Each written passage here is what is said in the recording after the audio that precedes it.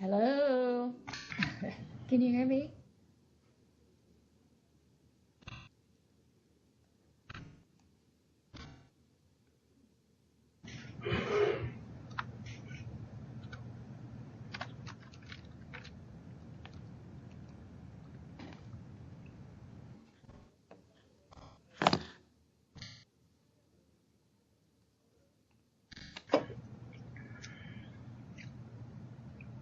Hello, Linda? Hello?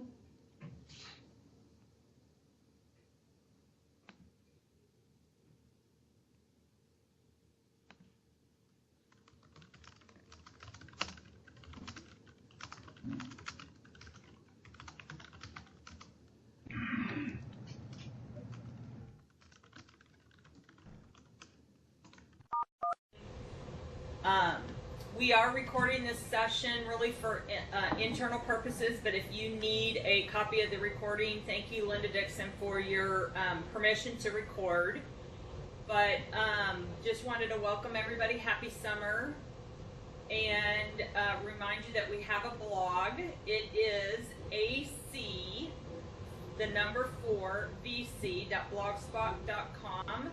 There is a membership area, and if you would like your contact information listed, please, there's a form for you to fill out, and it's just a way for us to network and connect with each other. And Linda, if you don't mind sharing your presentation or any of your notes afterwards, we'll go ahead and add it to the blog later this afternoon.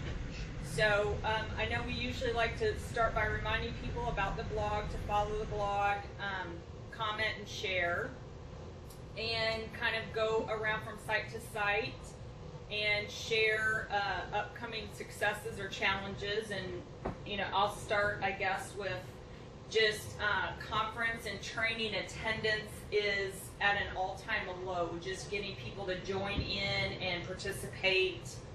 Our jazz video conference workshop is struggling with attendance this summer. So anybody out there with similar situations, or I see Amy down there waving her hands.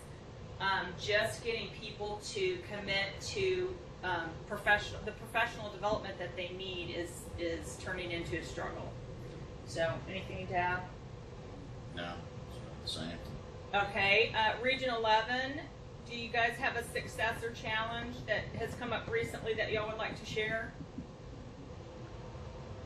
Well, my challenge right now is I'm working on stats for the entire year, trying to figure out numbers of programs, students that were reached, registrations, and this is for Connected Texas.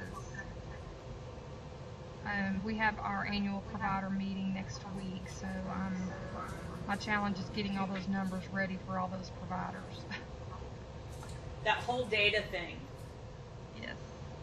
Can't people just look at it and decide it's good stuff? But I am noticing that our numbers are less compared to last year. Why do you think so? I mean, Linda had talked about we're seeing less people registering for this workshop that we do in the summer, and I can actually trace that back to last year too. We saw a huge drop, and I've kind of connected it to the funding being cut, and so people are like, well, guess what? I'm not doing professional development. I might not have a job. So I don't know if that's true, but that's kind of the connection I've made. I believe it's two reasons. Yes, of course, funding is the first one. They just don't have the money to pay for the programs, even though a lot of our providers have started doing everything free. Some, of course, can't, that provide a lot of materials and everything, but I think the other reason is I've noticed that some of the Region 11 districts, when they get registrations, there's like an approval process now that it has to go through, and I've gotten comments from some of those approval people that have said if it is not related in some form, shape, or fashion to their curriculum or TEKS, they're not going to let them do it. So the providers have really got to start, making sure the content meets the teacher's needs, or the district will not let them do it. Right, and I would go even one step further here in Texas, and maybe Amy or Linda can share. Within Texas, I think it not only does it have to be tied to their curriculum, but it's got to fill even one of those critical needs that they're talking about on our standardized assessments. So those high level thinking skills, problem solving, measurement, earth science, those critical skills that are really in discussion when they're talking about where kids are struggling on standardized assessment.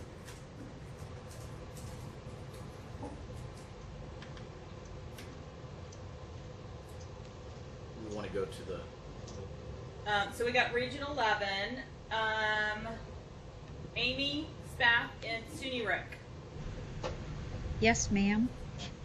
What can I do for you? Do you have a success or challenge to share with us? Well, as you mentioned, the jazz is one of the issues that I'm running into, and as we've mentioned before about some of the things, people not attending a lot of workshops, that's also happening up here in New York.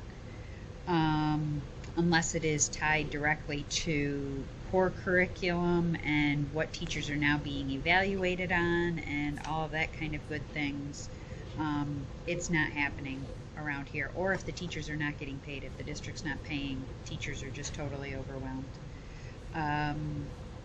One of my excitements, I guess, is that I'm heading out to ISTE next week and hoping to talk to a lot of video conferencing people. So maybe I'll see some of you there. I know Linda's going to be there. We were just talking about it earlier.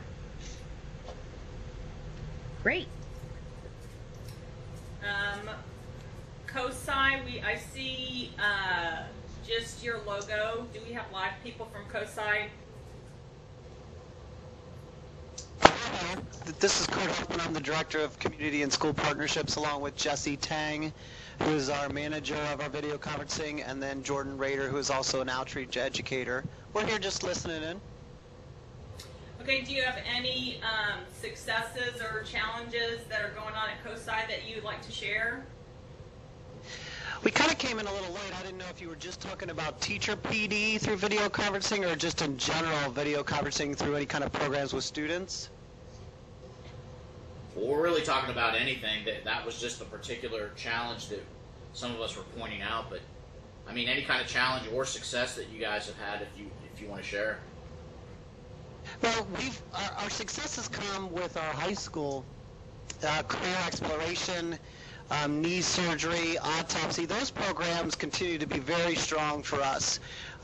They seem to fit, and they seem to have a good combination of fitting into what the school needs curriculum-wise, but also filling that wow factor enough that we continue to have very strong numbers for those.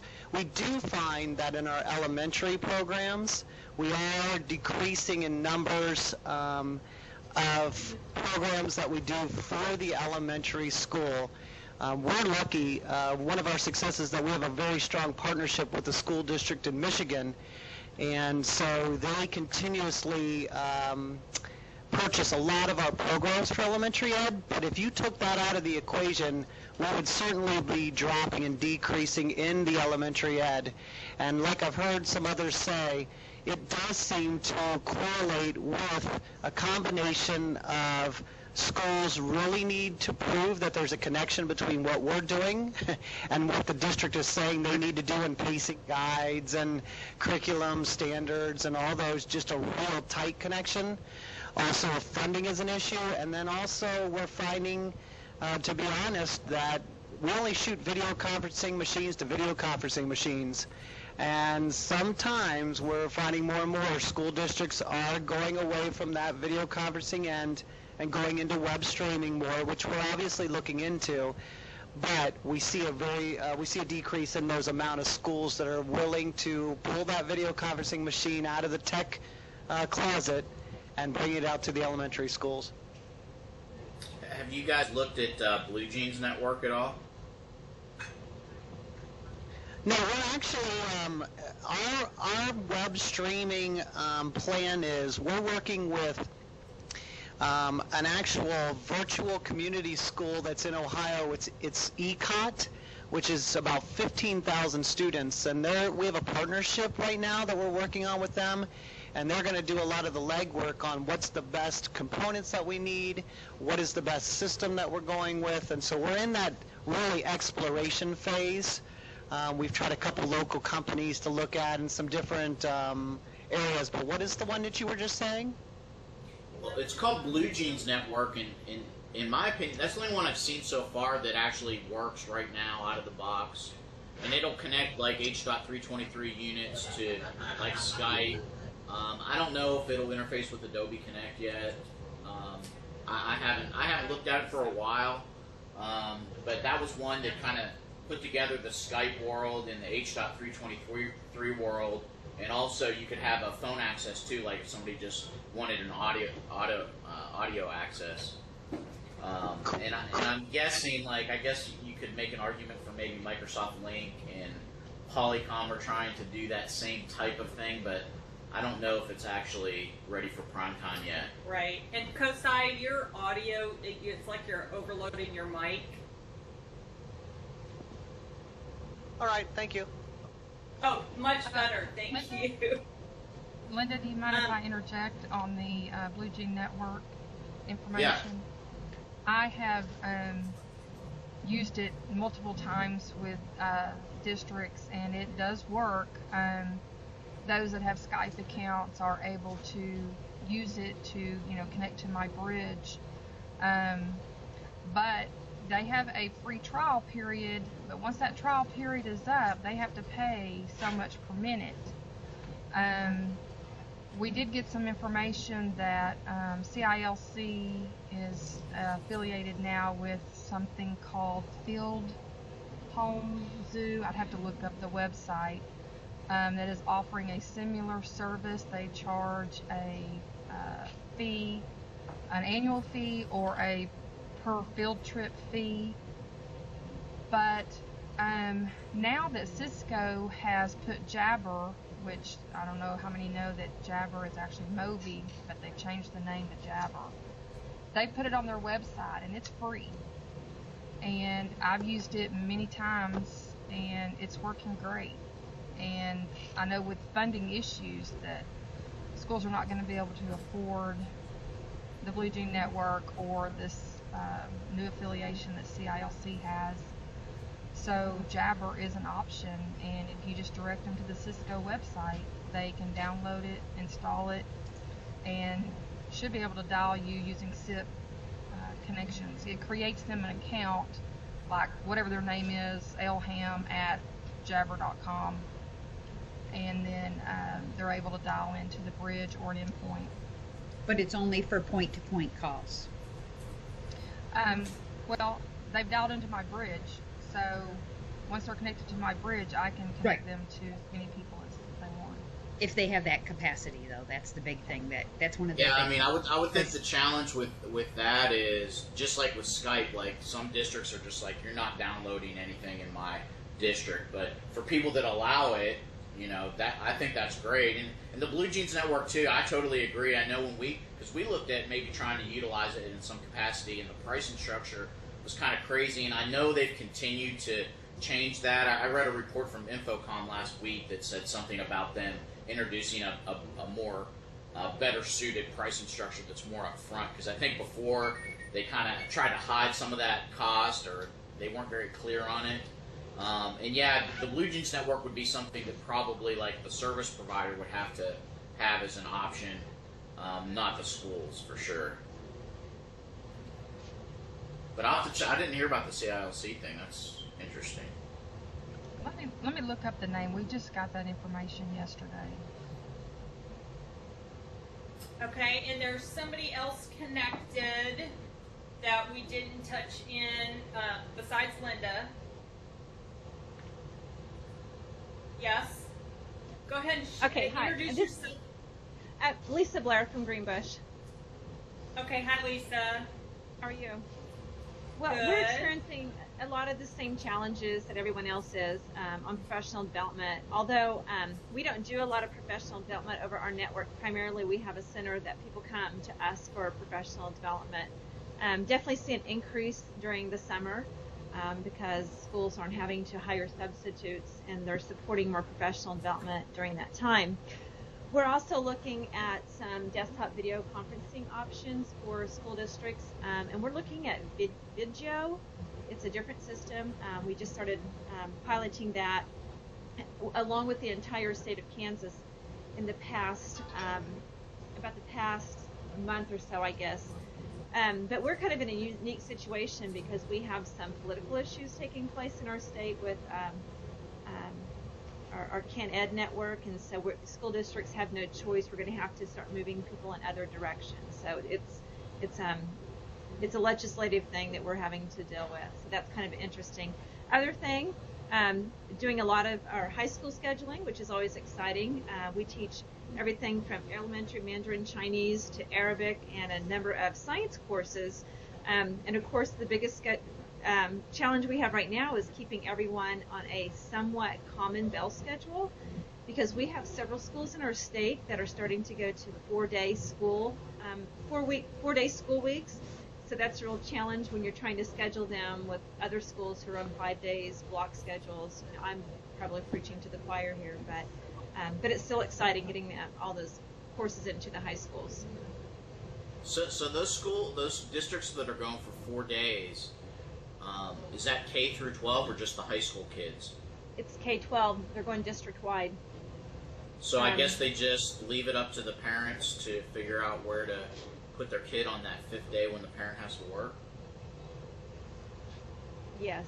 Yeah, it's a real challenge. In the schools that we work with, on that 5th day, there can be no activity taking place in the school. The school is closed down, so they're trying to keep costs down, and they have Saturdays, Sundays, and Mondays where the school is shut down completely. No Wow. use, no school use at all. Yeah, I can imagine that being a challenge for most families now. Both parents have to work. I'm sure that's a challenge, especially when the kids are young. Yeah, unfortunately, a lot of the kids are probably home by themselves. Yeah. Very small communities, so. Okay, well, let's turn the presentation over to Linda Dickeson. Linda, I'll let you introduce yourself and share a success or challenge, and then we are very excited to hear what you guys have going on with desktop video conferencing.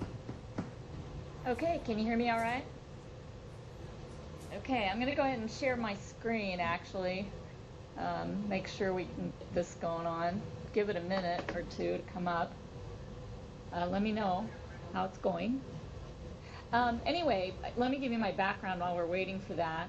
Before taking on Distance Learning Manager for our district a couple of years ago, I was computer training and support. So I've been training our district teachers for many years, like 23 years prior to the distance learning.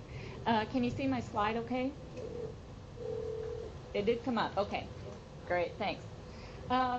Anyway, my success story is all in this presentation, so I'm just going to dig right into it, and then we'll talk afterwards about some of the challenges or any questions that we can discuss together afterwards. So I'm just going to fly through this information pretty quickly. This is based on what was an hour-long presentation at USDLA earlier. So I'm just going to talk a little faster and see what kind of things you want to talk when I'm finished. Anyway, Lincoln Public Schools in Nebraska, this is a little bit about our demographics. So we're 36,000 students, and we've got about 61 school buildings, I think.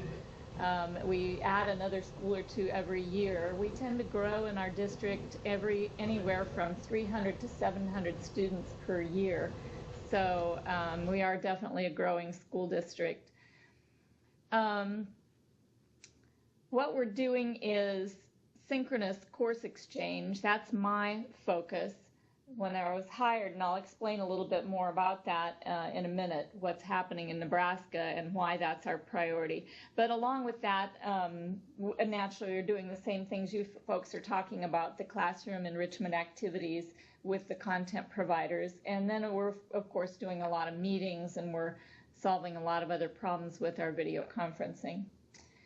So we're hoping that now we're in our third semester of synchronous course exchange, actually statewide with other schools in Nebraska, but we're hoping that's going to give our kids more opportunities for the courses that they need.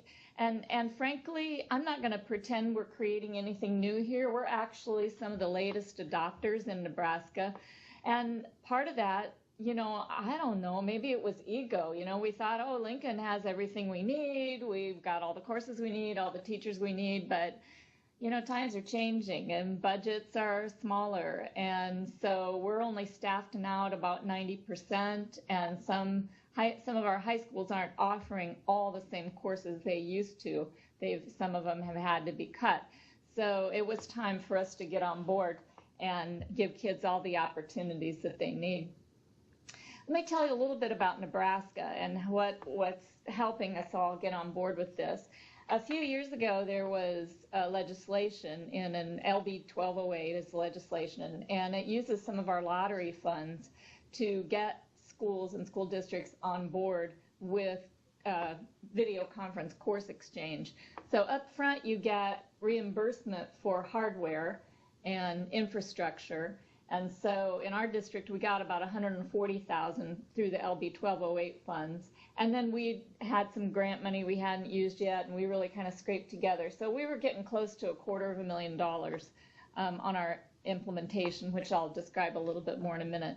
But besides those funds for equipment, there's incentive dollars.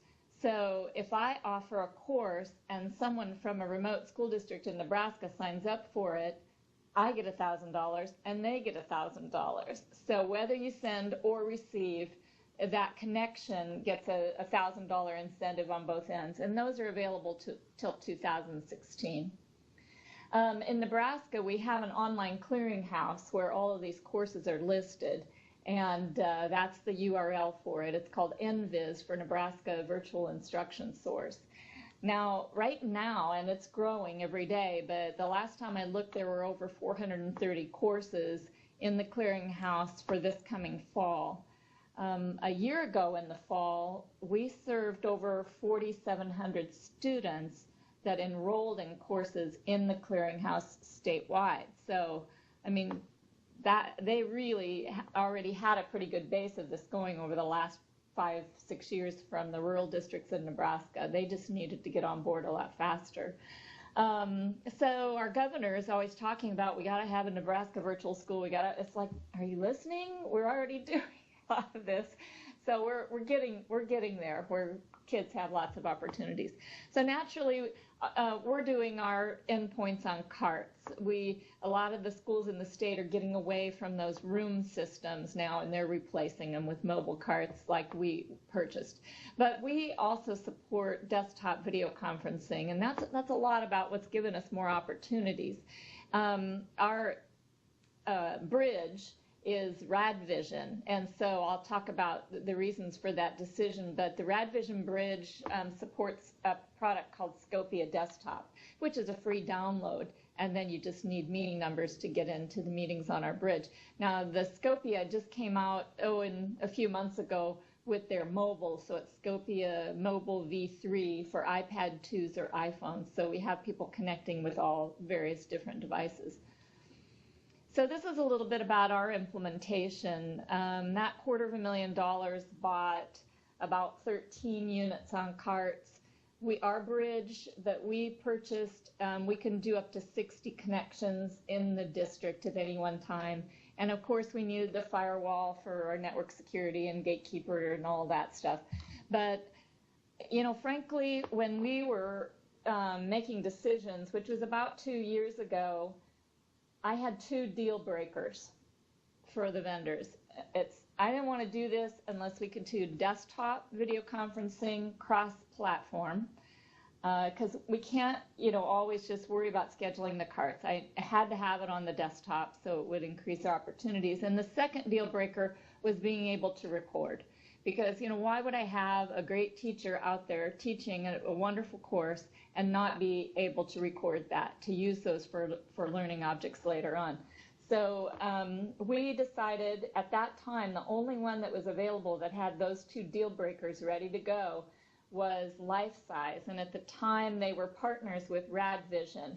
Since then that partnership has split apart because they're both creating sort of competitive products. But our vendor still supports, our provider still supports both. But so we have Rad Vision infrastructure and Life Size components and Life Size Video Center, which we're just loving. Anyway, so we just got everything going and we had a good, successful first semester, and then the building burned down. And that's everything. That's our data center. There was over 120 servers in the data center, just melted into a pancake, and all of our video conferencing, everything was gone. Our district email was gone, and all the phone services were down. And this happened actually on Memorial Day, a holiday, luckily, so no one was injured in the fire. But it was starting all over again. And the good news is, you know how to do it the second time, and it goes faster, and you get all the updates. And so, there was some good news to that. But frankly, our superintendent was stellar leadership. This is a $20 million fire, the largest that Lincoln had ever seen. And between he and then my supervisor, our technology director, they have become really experts regionally, nationally in disaster recovery. So if you need a contact, just let me know. But anyway, we got back going then by fall, by the time school started, and we started our course exchanges again.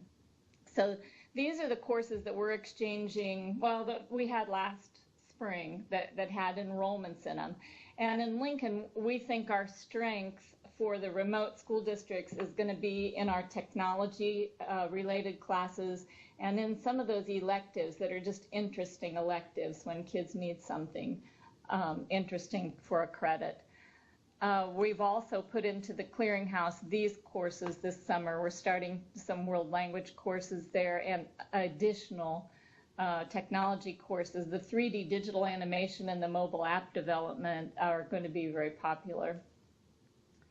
So we've served lots of school districts. These names don't mean anything to you, but I would point out that a couple of the districts we've served there have asterisks by them, and if they are sparse or very sparse, the legislation allows us to get double incentive.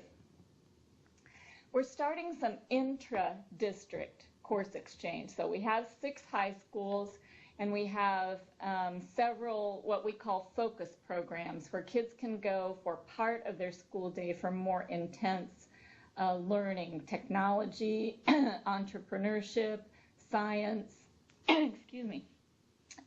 humanities, etc. But within our 6 high schools, we of course want to start solving problems from students, to connect to another school for the course. And we just started that in this past school year where we had a student at one high school that needed Chinese too and couldn't fit it in her schedule in her own school. So we had her in her high school sitting in the media center with a laptop computer and a webcam using Scopia Desktop to dial into the classroom at the other high school. And this isn't anything new, but it was new to us, and it was new to these kids. They were totally odd, and the class dynamics were, such fun to watch because it was their first experience. This little gal that dialed in from the other school was gorgeous. Just totally gorgeous. And when her face came up on that 46-inch television, and huge, the boys in the class, their heads just snapped, and so they were all trying in Chinese to ask, can I have your phone number? How do I say I love you in Chinese? And it was really great dynamics. Of course, those kind of things died down after a while, but it was great fun. So this was another course that we did do intra-district exchange, but it was a blended course in the fact that he had 15 local students, and music technology, they're doing composition with GarageBand or Sibelius or some of those programs. But you can't really see on his screen there, but he had 5 students from a remote district outside of Lincoln, and then he had 1 student on a laptop at one of the other high schools dialing in. So he was sort of juggling a room that had a card of their own and then somebody on a laptop. And he had 2 platforms of computers, and bless his heart, this music teacher was great. He has his doctorate, and his dissertation was distance learning in music education, so he was the man for the job. Okay, lots of other things, of course, meetings. I'm going to talk a little bit more about professional learning communities in our district. We take every Tuesday as a short day so that at the end of the day, teachers all meet in professional learning communities. And one time a month, it's a district level PLC, but the other times are sort of building level. We do have liaisons in each building and department chairs where there might just be one person in each high school acting in that role, and then they all try to meet together someplace. And of course, curriculum consultants district-wide want to meet with their teachers out in buildings, and all kinds of meetings that we attend statewide, regionally, and with great folks like you. Now, the picture there is sort of how I usually attend a meeting. So I usually have my iPad set up, and you can see, all the people in the meeting there, and then I'm usually taking notes on my laptop. You can buy a $30 iPod stand at Best Buy, but, not me. I went to the craft store and bought a $3 book stand, and that goes really quite well. So, and then my desk is an open cubicle, and so the little wire coming out of there, I've just got little earbuds that have a little microphone attached so that I can do meetings in my cubicle. Anyways, the meetings that we're doing where people are coming from buildings all over the district to one central location, there's tons of them. But we've gotten a few groups to get started doing video conferencing for their meetings. They might not do every meeting that way, but they're doing more and more. And especially in Nebraska in the wintertime, they don't want to be out trying to drive across town, in the winter. So I think that's going to be when we're the busiest with online meetings. But what those PLC groups are telling me is that they get started faster, they work better because they're not tired from driving across town and fighting traffic. They end sooner, and they're just loving that they don't have that extra drive time. So I'm going to talk a little bit more about that in a little bit. Now, here's just some other uses, some fun things that have come up with our desktop video conferencing. The day before school started this last year, I had a call from a parent at our Calvert Elementary School, and she was kind of head of the parent organization, and she said, Linda, we want to have a breakfast for parents of kindergarten students, and we were wondering if there would be a way to put a camera in each of the kindergarten classrooms so the parents could see. Oh, and by the way, the name of the breakfast was the Boo-Hoo Breakfast, which I thought was really cute. And so I'm like, well, yeah, I think we can do that. And each of our elementary schools has at least one mobile lab, a cart with laptops. So I just went to their mobile cart and grabbed 4 laptops, set 3 laptops, one in each kindergarten classroom, and then one in the multipurpose room where the breakfast was going to be. And so then with our Scopia desktop, when school started, I just had all those laptops dial into the same meeting. And what was great is they had the parents in the multipurpose room all grouped around tables pertaining to the teacher that their child had. And so I was able to look out at the round tables and see how many parents there were in each classroom. But this is what the Scopia interface looks like. And down the left side where the participant names are, the microphone icon, that's how you, of course, mute or unmute the microphones. And so if I would open up a microphone from a classroom, then that classroom would come up as full screen. And oh my gosh, the parents they thought this was wildly wonderful. They got to watch their kids, the introductions, and watch them sing songs and get along with the other kids. And the parents were coming up to me saying, now, why doesn't my kid act like this at home? And I'd say, well, you come back in a couple months and we'll try it again and see how it's going. But another parent said, you mean I can watch my student in their classroom on my laptop at home? I said, absolutely not. Our teachers union would have a field day with that one. But they had a lot of fun, and I've already got other elementary schools this summer calling me and saying, Linda, we want to do that the first day of school. So the good news is, it was good and bad news. The good news is that it was great, and everyone loved it. It was a great experience for the parents, and they all went home, feeling great that their kid was getting along okay. The bad news is we can't support all 38 elementary schools doing this the first day of school because we only have 60 simultaneous connections. So it's going to get interesting. Other things that we're doing with our desktop video conferencing, the Scopia desktop. Again, I had another surprise the first day of school. We had a wheelchair-assisted student that needed to go to our science focus program for half the day, but the transportation schedules hadn't been set up for those students yet. And so the supervisor called me and said, well, Linda, can we do something? And so sure enough, the associate principal at that location got out the laptop. We got their Scopia going, and I got a laptop for the student going, and she was able to attend her focus program for 2 days until the bus could get her there.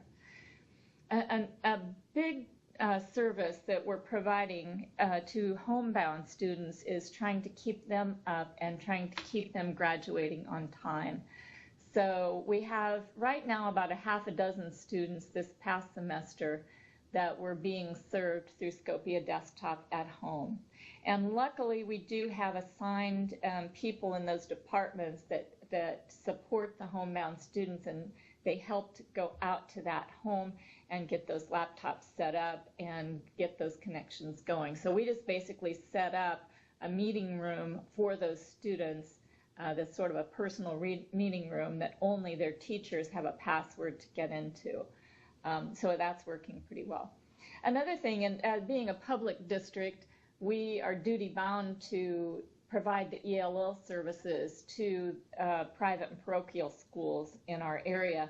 And for instance, this year we just had one student at our Lincoln Lutheran School, and if we hadn't set them up with Scopia Desktop and gotten that child in the ELL classroom through video conferencing, we would have had to have a teacher driving over there every day. This was fun. We had a third grade teacher contact me earlier in the year and said, well, Linda, one of my students, their parents are being stationed in Paris for 2 months for their job. So it's not like on a lark, but their job is taking them there. And is there a way we can keep in touch with that student? And so sure enough, we used Scopia Desktop, and the parents installed it on their laptop in Paris, and the elementary teacher had a laptop in her classroom, and they connected 9 o'clock at the elementary school was 4 o'clock in Paris. And what really made this work well, the technology part was great, but it was really the preparation work that the parents had done ahead of time. They had a journal for their for their child, and they journaled everywhere they went. The classroom teacher had questions ahead of time. The students took turns and came up to ask questions. And of course, the elementary teacher had this on a big screen with the projector so all the kids could participate. We have a wonderful relationship all over Nebraska with the Manhattan School of Music. Through some grant funds, we're trying to start some coaching programs for music programs in Nebraska. The Manhattan School of Music, of course, is a great content provider and provides coaching sessions as well. One of our high schools got 3-hour-long coaching sessions with a master teacher at Manhattan School of Music. It was a string ensemble, and they did their final coaching session at our Nebraska Distance Learning Conference in Omaha, and so they were sort of the keynote presentation, and we all got to watch that coaching session. But I just thought this was wildly wonderful. I'm an ex-music teacher myself, and watching the progress that those students made in 3 short hours with an expert brought them together as an ensemble. Each individual musician really grew. It was just a phenomenal experience.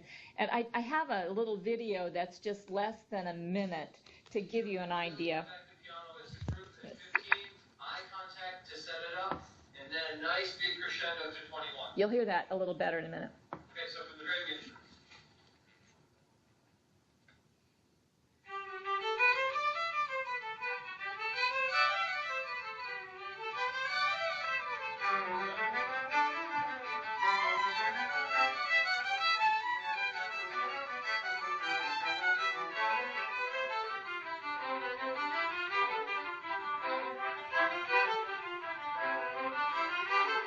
First, can I ask a question? Yes. At 21, do you still want us to sort of emphasize or like put a tenuto on each beat, or do you want that to be measured things? I actually think you should. Okay. And that just gives you an idea. Of course, a remote director can't actually direct because there's too much latency, but he could gesture, he could lead them a little bit without accurate conducting. But the experience was so valuable for the kids, as I said, but it was valuable for us, for me to observe, and for our music teachers to observe, because we really learned a lot about best practices as a distance instructor like that. I mean, this master teacher, he knew their names within the first hour. He knew how to make them comfortable. He joked with them. He got them involved.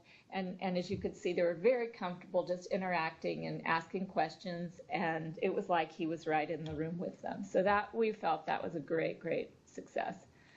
We've done these kinds of connections, as you folks have too, but it turned out that one of our graduates of East High School here was now teaching in Spain. So she wanted to connect her classroom with a classroom at her alma mater so that the kids in Spain could ask what it was like to be in an American high school. And they had a great exchange. Now in Spain, they had no video conferencing equipment. And so she had a laptop computer set near their table, the conference table the kids were sitting around. So their audio wasn't quite as good as what we were sending them, but it certainly worked, and we certainly did get to have the exchange. This just happened right before finals time at the end of the year, but one of our teachers had a family emergency, a sister in the hospital type of thing, and she was in Florida then with this sister, and kids were getting ready for finals, and the teacher was freaking out because the kids, some of them, this is a programming class, were having trouble with their projects. So we connected her for a couple of class periods and let her interact and let the kids ask questions, and it helped, I think, her peace of mind a lot, and it helped the kids know that she was really in their corner. We've done some enrichment activities. This has not been our focus yet. We're still going to have to grow into that. And as I said, our carts are only at our high schools. So a lot of those content providers are for middle level and elementary. So we're really anxiously awaiting more of those content providers getting their infrastructure so that they can allow a desktop video conference, as you folks were talking about earlier, so that they can. Now we have used successfully, besides Scopia, I've used the Polycom Real Presence successfully. Some of the Nebraska people have been using and talking about Jabber that you were talking about earlier. And then LifeSize has another product now called ClearSea. So there are a lot of options then for middle and elementary. But this was really our first program with a content provider. And what you're seeing here is actually 2 sections of our kids from our Literature of the Holocaust course. And this was a program from Vanderbilt University in Nashville. This was a liberator of Dachau concentration camp. And the kids were totally engaged in that. The program was $75. I mean, this gentleman in his 80s late 80s now, was 19 years old when he marched into Dachau as a liberator, and what he saw and what it was like. And, the kids have been reading the books, and they've been having a lot of class discussions. And the instructor of this class actually wrote the course syllabus and is involved in our Holocaust Foundation in Nebraska and nationwide. So he has a real passion for this topic. But I asked him later, I said, was it worth $75? And he said, oh, Linda, he said, totally. He said, we'd been reading the books, having the discussions, but there were just some kids that weren't getting it. They just weren't, they didn't understand. And after that program, those kids were catching me in the hall after class or after school. They wanted more. They wanted to talk about it. So totally worth it. So I've started a lot of web pages to support our distance learning efforts in the district. Our school homepage is just simply lps.org. And there's a link at the top called instruction, and there's a menu, and we have a direct link to distance learning pages. So I try to keep a lot of things there that support our distance teachers, handouts on how to install Scopia, some test sites that people can dial into just to practice. There's quite a lot of pages, so that's a work in progress. And I don't make the decisions all by myself on what's going to happen here. My first task in the job was to set up a distance learning steering committee. And so our steering committee is made up of administrators, both principals and associate principals at the high school level. We've got district level leaders and curriculum specialists, media specialists, and tech coordinators. We've got high school counselors in the group and some of the distance teachers themselves. So there's about 27 people. They can't all meet. You can never get that many people, but I can get a good smattering of those groups in a meeting once a month to help us move forward. And our very first meeting we had, we just as a group did brainstorming on what are we going to use this technology for, what are the benefits going to be, and then let's talk about the challenges, what's going to prohibit us from being successful.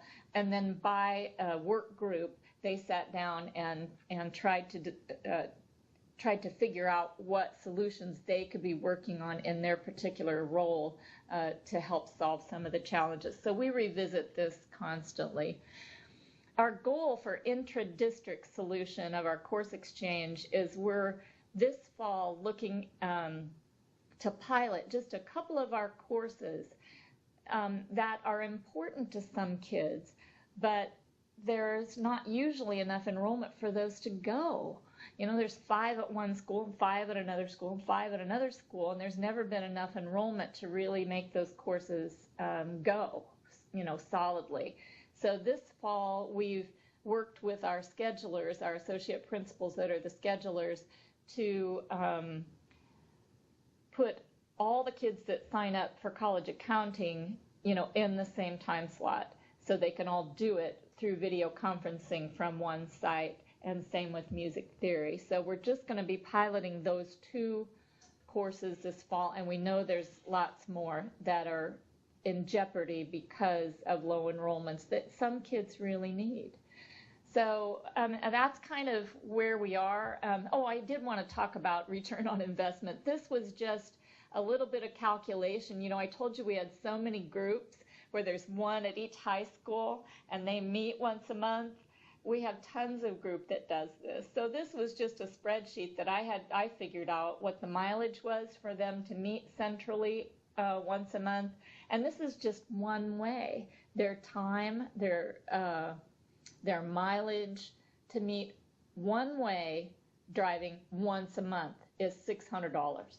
So if I take that $600 times all the dozens and dozens of groups that do that in our district, I think in time we're really going to see some cost savings, more efficient meetings.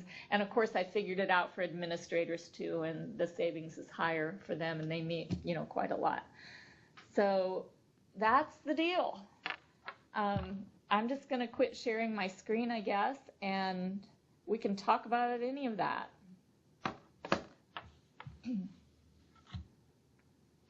Any questions from anybody at all about that stuff? It went pretty fast. Sorry. Okay, we have tons of questions. I think we're overwhelmed, so I will go ahead and jump into the two questions that Ken and I wrote down. Was the first one being, can you talk a little bit about the training and support you offer for teachers? I know you showed the resources that you have on your website. What additional training or support do you offer to get people started with video conferencing? Because, and kind of as an addition to that question, because what I'm thinking is when we talk to a lot of people, and the other thing I want to point out, you kept saying we're not the first person to do this and everybody does this, but I have not seen many people do it well, and at least from what you're presenting here, it looks like you guys are doing it very well. And so I think that's the difference. Like, there's a lot of people that are trying to do course sharing, but the teachers don't want to do it, they're not being trained properly, and it's just a disaster. And so that's what I was curious about. How are you training these teachers and providing that continuing support as they're teaching? Well, I was fortunate in our early phases now. I mean, I really have just about 8-10 teachers that are delivering all those courses that were in that list. So that's really just from 10 different teachers.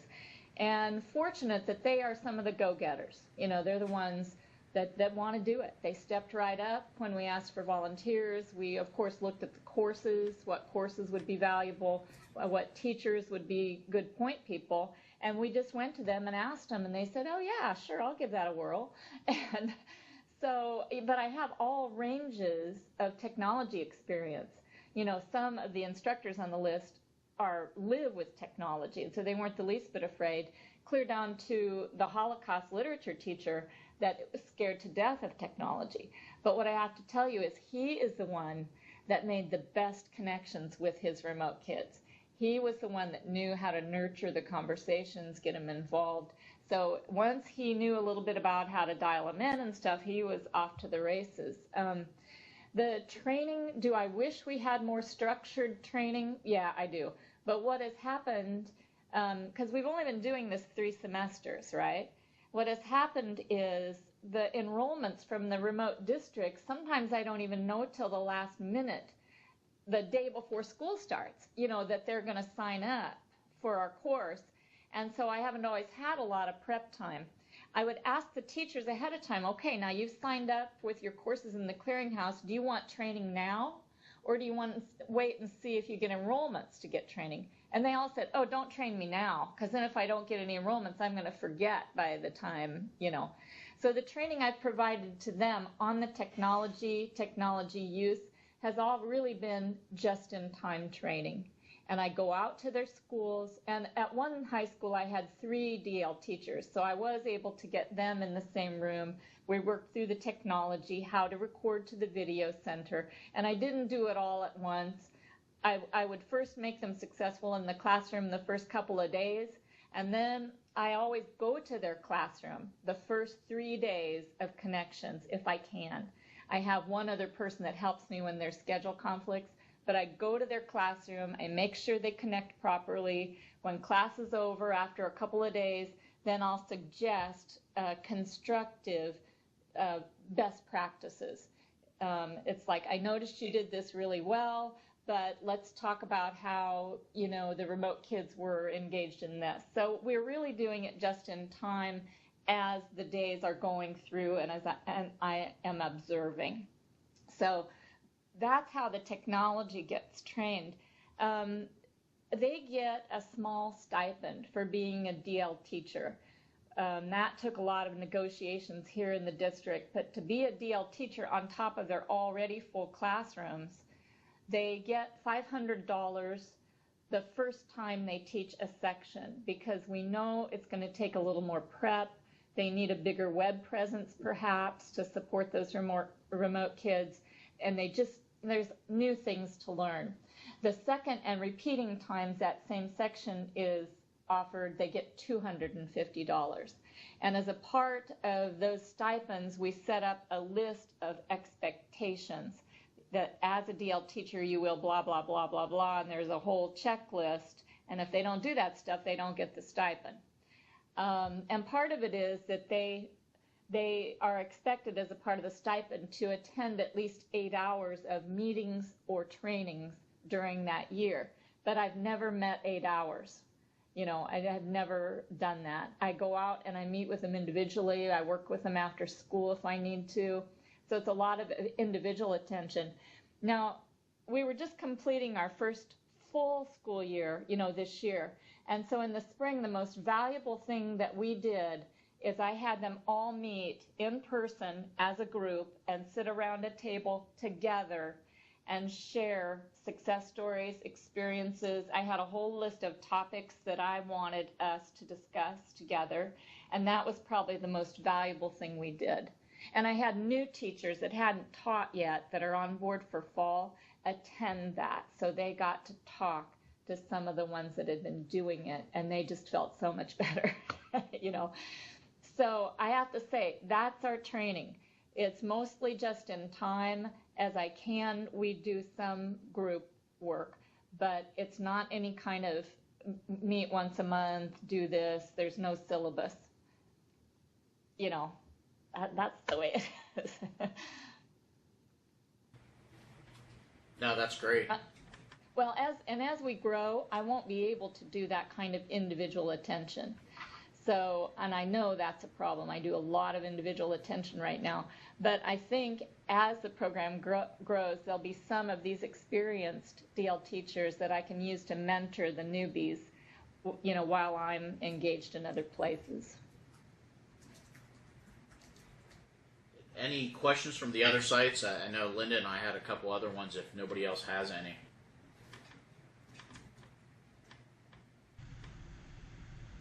Go ahead, Amy. I just want to say thank you so much for sharing. Pleasure. I am very impressed at what you're doing there, and I love some of your ideas. I actually wrote down here the Boohoo Breakfast. I think it's great. I actually support 28 districts with video conferencing where I'm from.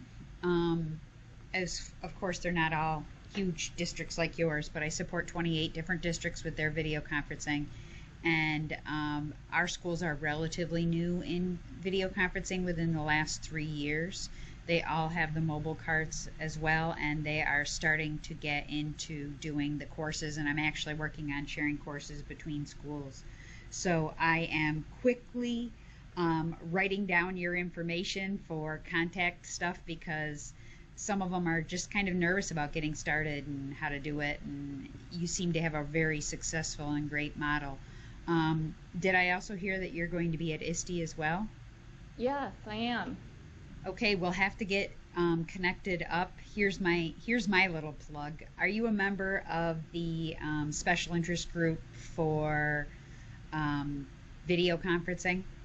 Yeah, I actually am. I don't know if I'm going to be able to get to the playground. I visited that playground last year with all the pirate stuff going on. I'm not sure I'm going to be able to get there this year because I have some workshops to teach.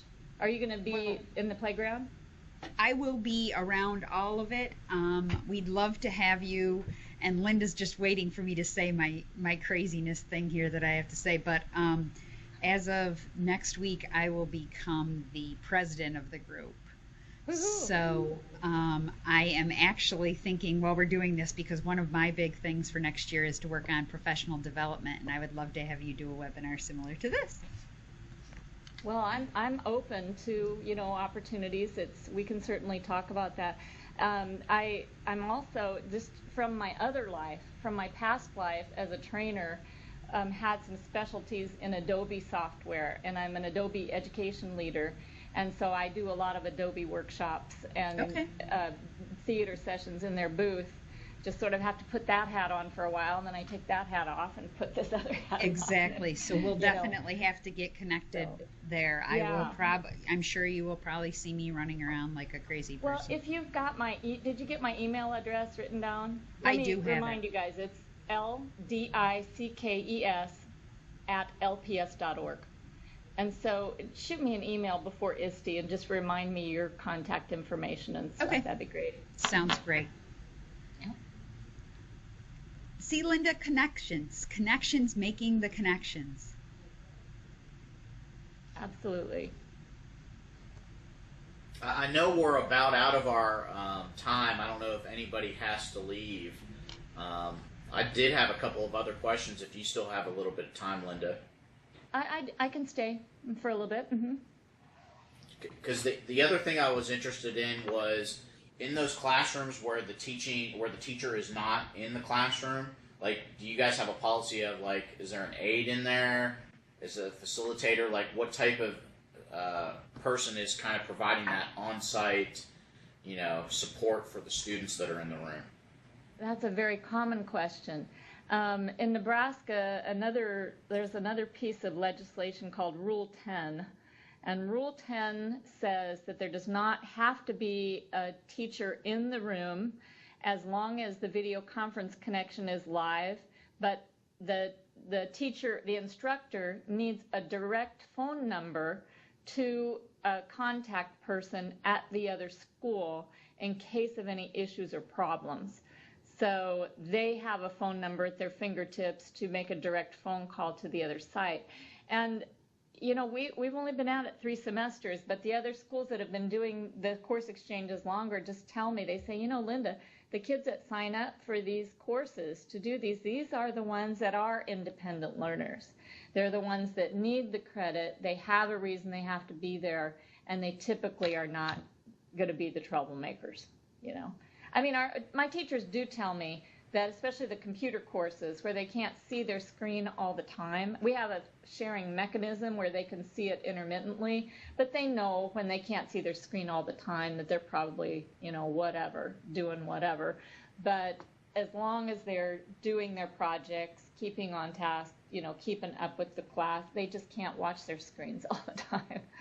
But how do you manage, not just the discipline, but getting them information, or is it all on the computer, like testing, or is it all project oriented where they just submit a project online? I mean, how does that interchange happen? Each course is different because the assessments are different. So a lot of the technology courses, the kids really do a final project as their, big grades in the technology courses. So one of our instructors at our technology focus program, he's the one doing digital graphic design and advanced programming, and then the mobile app teacher. But some of those files are really big for those kids to turn in. And so he uses Dropbox, and the kids are exchanging, and he shares information with them with Dropbox. And I guess I should say the other part of the video center, and maybe I can just show you this real quick. If I share my screen again, let's see if this works. I'll just show you, if I can, the LPS Video Center.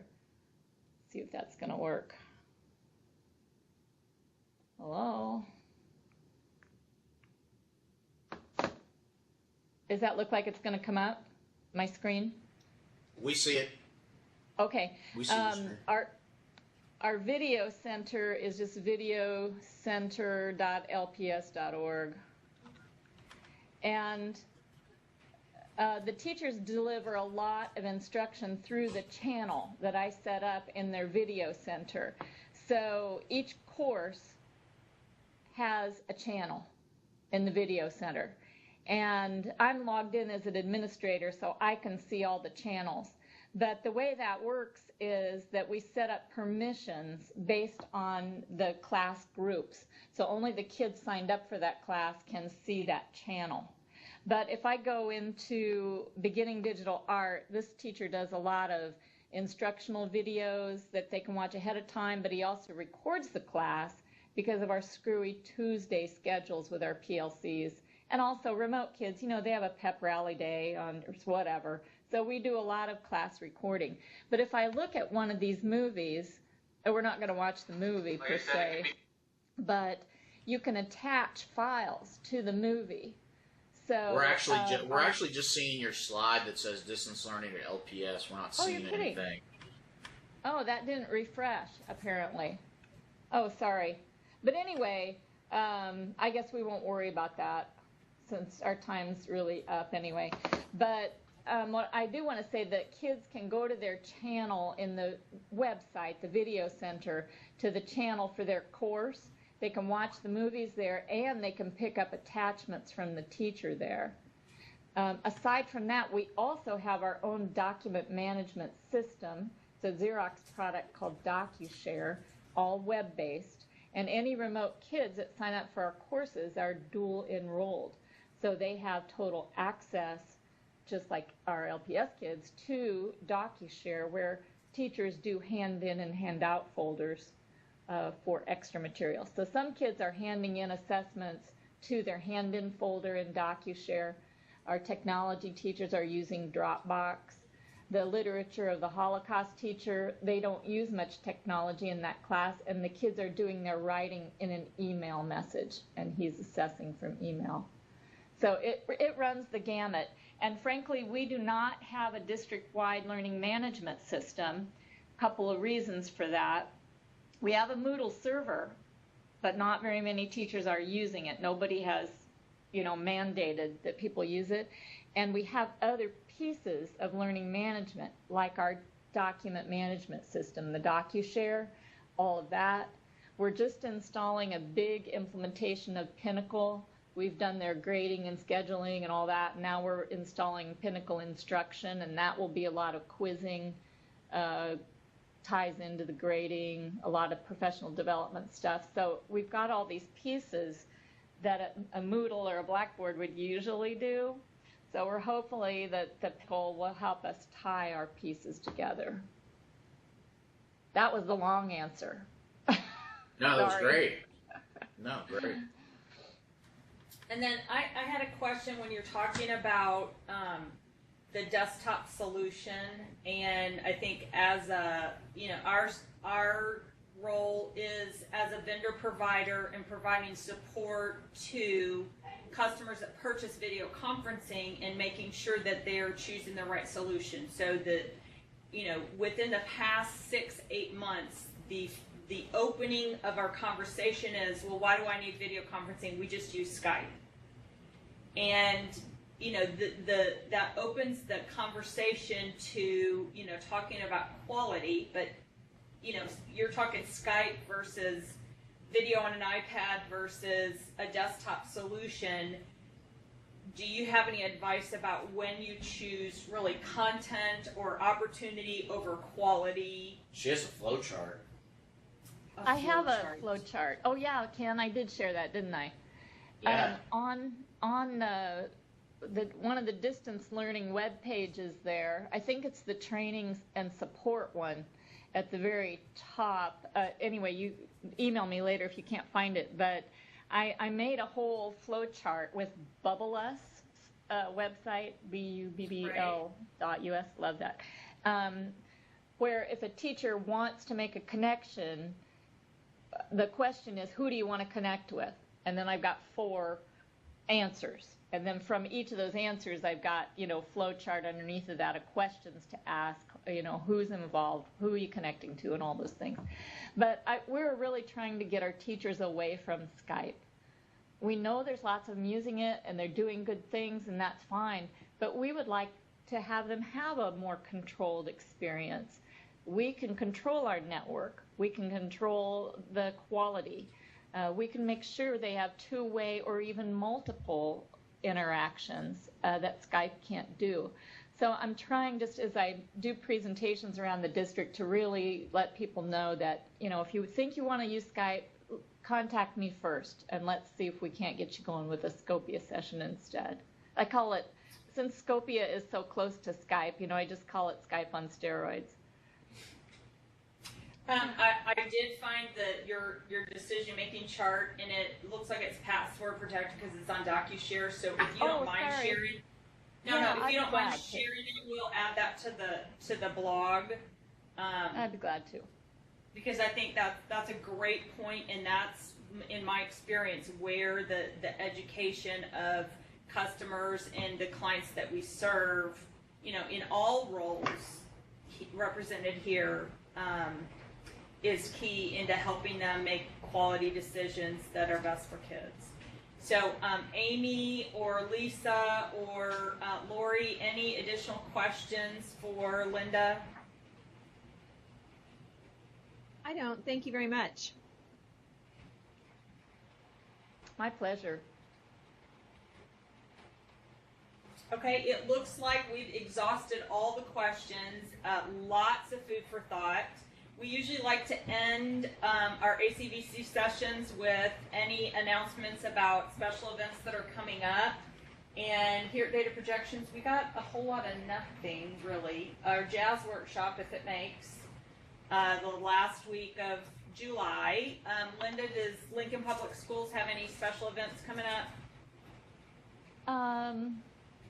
Not really. There's a lot of other trainings going on this summer in other areas, and so we're not doing a lot of big events with distance learning. We're just busy signing up kids for fall. That's what's our project now. Region 11, any upcoming events? Well, the only thing we really have posted right now is Cook Children's Medical Center is going to do a staff development on heat-related emergencies. So if you have any nurses or coaching staff or anybody that might be interested in that, it's posted on Connect to Texas for registration. They're going to offer it 3 times. August 22nd, September 12th, and October 4th. And people are already registering for that, so Okay. that's all we've got available right now. Thank you for sharing. Greenbush, do you guys have any special events coming up? Not necessarily. We have a statewide video conferencing workshop coming up in August, but that's more of a statewide effort that we're involved with. So we have a pretty quiet summer because our primary staff person is on maternity leave. So quiet summer for us. And SUNY Rec.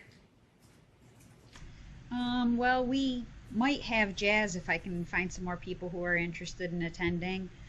Just some basic little video conferences here and there and sessions. I have quite a few districts that have received some equipment, so I'm trying to do some little personalized stuff. Working on a fall conference. We do a statewide conference here in the fall, so I've been given the opportunity to do something similar to what ACVC does at ISTE. So getting ready for ISTE next week, or in my case 2 days, but Good stuff. Thanks y'all so much for coming. Linda, thank you so much for sharing your expertise and your advice and best practices that you guys have going on. Anything else? Yeah, just kind of keep an eye on the blog. We'll post some of the follow-up from this meeting, and as the school year starts again, look for the announcements. We'll kind of sit down and put some dates together, because I don't know about you guys. A few of you have been able to attend all 4. I've gotten a lot of good information out of these sessions. Absolutely. So I definitely like to continue doing it. Okay, well, happy summer, everybody. Have a good week. Thanks See a ya. lot. bye Bye. everybody. Nice meeting you all.